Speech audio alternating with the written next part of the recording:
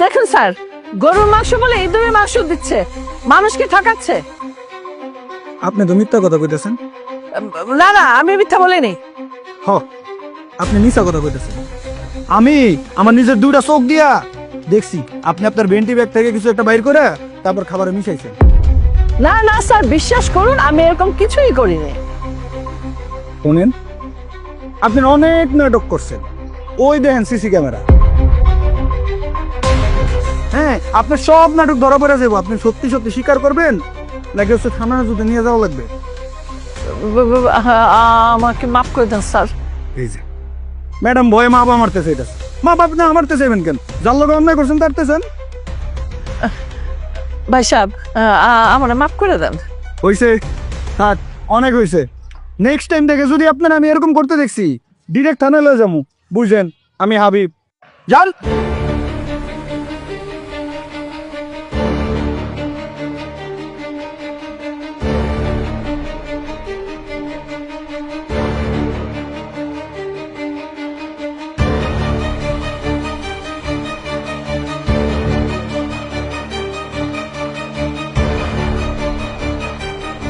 কিরে, কি শুরু করেছিস তুই?